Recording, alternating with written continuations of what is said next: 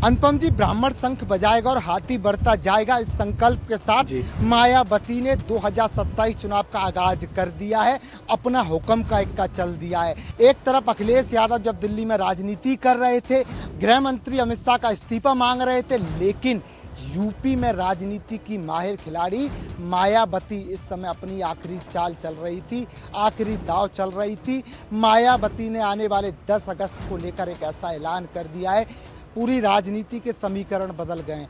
अनुपम जी, आखिरकार मायावती का क्या वो प्लान है जो 10 अगस्त को हाथरस से शुरू करने वाली हैं, ये आगाज करने वाली हैं, और आखिरकार कौन है वो डॉक्टर अरविंद शर्मा जिनके लिए चुनावी बुगुल फूंकने के लिए मायावती स्वयं आकाश आनंद को हाथरस भेज रही हैं, और क्या है वो 10 अगस्त का प्लान जिसे सुनकर अखिलेश यादव की हालत खराब हो गई है।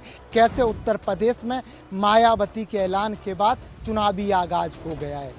संदीप, आपने जिन अरविंद शर्मा का नाम लिया, सबसे पहले तो आप ये समझिए कि उन पर दो पीढ़ियां हैं बीएसपी की, उनका भरोसा है। एक तो मायावती बहुत ज़्यादा भरोसा करती हैं उन पर, और दूसरे में उन पर जो मायावती के बाद बीएसपी में जो सेकंड लीडरशिप आकाश आनंद के तौर पर उभर रही है, उनका भरोसा है।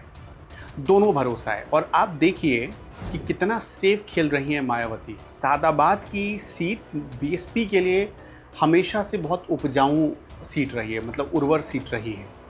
2017 में रामवीर उपाध्याय जब जीते थे तो बीएसपी की टिकट पर ही इस सादाबाद से जीते थे, और अब अरविंद शर्मा को बीएसपी उम्मीदवार बनाने जा रही है। ये कंफर्म माना जा रहा है कि अरविंद शर्मा की उम्मीदवारी की घोषणा 10 अगस्त को होगी।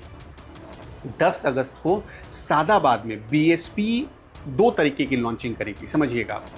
पहली लॉन्चिंग होगी उसकी पार्टी के लिए जो 2027 के विधानसभा कैंपेन की लॉन्चिंग, ऑफिशियल लॉन्चिंग, और दूसरी लॉन्चिंग आकाश आनंद की होगी, जो बहुत विवादों के बाद पार्टी से निकाले गए, फिर वापस लाए गए पिछले साल, और अब आकाश आनंद को धीरे धीरे मायावती आगे बढ़ा रही है। तो ये है आकाश आनंद जो सादाबाद सीट से शुरू करेंगे, वो उत्तर प्रदेश के हर सीट पर, और ख़ास तौर पर उन सीटों पर जिस पर कभी बीएसपी जीती रही है, उन सीटों पर आकाश आनंद जाएंगे मायावती के संदेश को लेकर। ये अब देखिए, एक जो टैक्टिक्स इसको कह लीजिए आप, युवा पीढ़ी को कनेक्ट करने की कोशिश हो रही है। युवा पीढ़ी के साथ साथ बीएसपी की अपनी चेहरे की पॉलिशिंग की जा रही है, मेकओवर किया जा रहा है, और उसमें जो सबसे बड़ा किरदार निभा रहे हैं वो सादाबाद के लोग, सादाबाद की पब्लिक और अरविंद शर्मा निभा रहे हैं। इतना भरोसा है कि पूरे चुनावी कैंपेन की शुरुआत उनके नाम के साथ होगी। आकाश आनंद के साथ उस मंच पर अरविंद शर्मा मौजूद रहेंगे। तो आप सोचिए कि बीएसपी ने, अच्छा दूसरी चीज़ आप समझिए, अब सादाबाद को ही क्यों चुना गया, जो कि एक ब्राह्मण बहुल इलाका, और मायावती के बारे में कहा था वो तो दलित पॉलिटिक्स करती है। मायावती का जो हमेशा कोर वोटर रहा है, आपने शुरू में एक नारा कहा कि ब्राह्मण शंख बजाएगा हाथी बढ़ता जाएगा, ये नारा हवा में तो लगा नहीं। ब्राह्मणों के बलबूते ही बहुजन समाज पार्टी सत्ता में 2 बार मायावती के समय आ चुकी है। एक मायावती हालांकि 2 से ज़्यादा बार मुख्यमंत्री रही, लेकिन एक बार तो इन्फ्लुएंस था काशीराम जी का। तो 2 बार जो मायावती आई उसमें ब्राह्मणों का बहुत बड़ा रोल रहा। और आपको जानकर बड़ी हैरानी होगी कि आज भी जो मायावती की पॉलिटिकल लाइन है वो मुसलमान और ब्राह्मण और मुस्लिम, और इसके अलावा दलित तो उनका कोर वोट का बेस है। लेकिन जो ब्राह्मण हैं और जो मुसलमान हैं उनको भी मायावती ने कभी नहीं छोड़ा। आपने देखा होगा कि टिकट बंटवारे में मुसलमानों को एक खास प्रतिनिधित्व मिले, मायावती इसका भी ख्याल रखती हैं।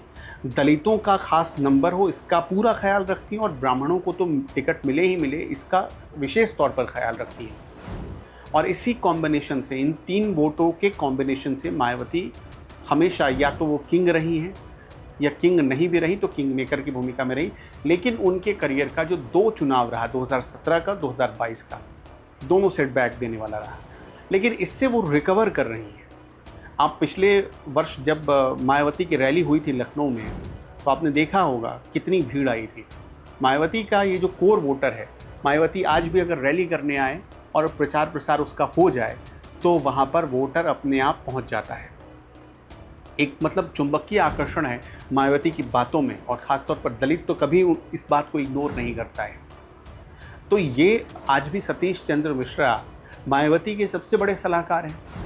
उनके बारे में बहुत भद्दे भद्दे आरोप लगाए गए उनके ऊपर, बाज़ार में बहुत 10 तरीक़ों की चर्चा हुई, लेकिन कभी भी सतीश चंद्र मिश्रा ने मायावती का साथ नहीं छोड़ा और मायावती ने सतीश चंद्र मिश्रा का साथ नहीं छोड़ा।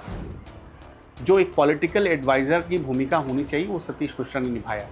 तो ये दोनों की खास बातें हैं। अब मैं आपको बता देता हूँ कुछ चीज़ें और जो कि अविन शर्मा के बारे में लोग कहते हैं। एक तो क्या वो सादाबाद के प्रॉपर सादाबाद के रहने वाले ब्राह्मण चेहरे हैं, लोगों के बीच रहते हैं, तो लोग मतलब लोगों से मिले जुले रहते हैं, लोगों का काम कराना ये उनके साथ एक अच्छी बात है।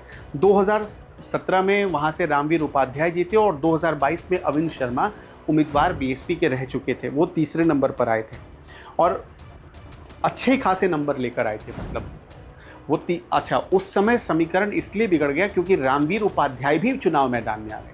उनको जब टिकट नहीं मिला बीएसपी से, भाजपा में रामवीर उपाध्याय चले गए थे और उसके बाद बीएसपी ने अविन शर्मा को वहाँ मैदान में उतारा, तो ब्राह्मण के 2 चेहरे हो गए ब्राह्मणों के वहाँ पर, और आरएलडी ने प्रदीप कुमार सिंह को उतार दिया। तो 2 ब्राह्मणों के टकराव की वजह से प्रदीप कुमार सिंह जीत गए और जो उनको वोट पड़े थे, मतलब प्रदीप कुमार सिंह को, वो 1 लाख के आसपास थे, कोई बहुत ज़्यादा वोट नहीं पड़े थे। और रामवीर उपाध्याय यही कोई 5-6 हज़ार वोटों से हारे थे, मतलब बहुत ज़्यादा अंतर नहीं कह सकते आप। लेकिन अगर रामवीर उपाध्याय या अविन शर्मा में से कोई एक व्यक्ति खड़ा होता तो शायद इन दोनों में से जो खड़ा होता वो जीत जाता, क्योंकि ब्राह्मणों के दबदबे वाली सीट पर ब्राह्मणों के वोट को ही बांट दिया गया। ये बड़ा एक चालाक गेम खेला वहाँ पर, आप अगर देखेंगे तो कुल मिलाकर एक चालाक गेम खेला गया, क्योंकि उस समय आरएलडी समाजवादी पार्टी के साथ मिलकर चुनाव लड़ रही थी। तो अखिलेश यादव की जो प्लानिंग थी वो प्लानिंग ये थी कि जहां हम जीत नहीं सकते वहां वोट कटवा दो, ये सीन था। और इसी वजह से आप देखेंगे तो कई सीटें ऐसी थी जो बीजेपी को मिल सकती थी, लेकिन जैसे 244 मेरे ख्याल में 244 सीटें आई थी बीजेपी को 2022 के विधानसभा चुनाव में, वो बढ़ सकती थी। और खैर, अविन शर्मा पर भरोसा जताने का यही रीज़न रहा कि इस बार रामवीर उपाध्याय नहीं है, बीजेपी कोई नया चेहरा ढूंढेगी, और बीजेपी जब तक चेहरा ढूंढे उससे पहले अपने एक भरोसेमंद चेहरे को आगे करके खड़ा कर दो। इसीलिए अविन शर्मा की उम्मीदवारी या दावेदारी की घोषणा इतनी पहले में, चुनाव में अभी 7-8 महीने का वक्त है, लेकिन सोचिए करीब 7 महीने का तो है ही, लेकिन सोचिए कि उससे 7 महीने पहले ही उम्मीदवार का ऐलान कर दिया जा रहा है। इससे अविन शर्मा के लिए भी एक अच्छी अपॉर्चुनिटी है कि मैं फील्ड में जाने का उनको मौका मिलेगा, लोगों से बात करने का उनको मौका मिलेगा। तो बीएसपी की जो अच्छा, मायावती ऐसा करती रही है लोकसभा चुनाव में भी, उससे पहले विधानसभा चुनाव में भी मायावती का ये ट्रेंड रहा है कि वो उलझा कर नहीं रखती। जैसे बीजेपी आखिरी मोमेंट पर टिकट बंटवारा करती है, मायावती ऐसा नहीं करती है। तो ये उनकी एक पॉलिटिकल लाइन रही है और इसी वजह से मायावती, हालांकि अब तो ये मानकर चलिए कि मायावती की पार्टी इस वक्त हाशिए पर है, लेकिन आप ये नहीं कह सकते कि रिकवर नहीं करेगी। आप ये भी नहीं कह सकते कि मायावती के पास उम्मीदवार नहीं है। अविन शर्मा जैसे लोग हैं तभी तो उनको प्रोजेक्ट किया जा रहा है और सबसे पहले उन्हीं के नाम को आगे बढ़ाया जा रहा है।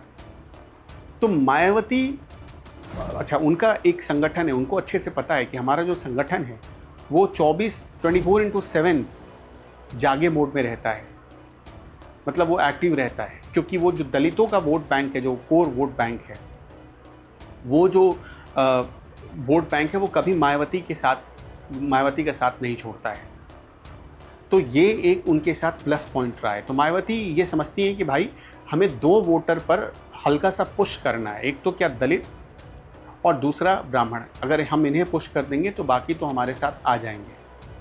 तो मायावती इस उम्मीद के साथ सादाबाद की 10 अगस्त वाली रैली करने जा रही है, मतलब उनकी पार्टी बीएसपी रैली करने जा रही है, और आकाश आनंद की रिलॉन्चिंग, उनको एक बड़ा फेस देखा जा रहा है फ्यूचर का, तो उनकी रिलॉन्चिंग करवाई जा रही है और अविन शर्मा जैसे एक भरोसेमंद चेहरों के साथ लॉन्चिंग कराई जा रही है। इससे बड़ी बात और कुछ नहीं हो सकती है।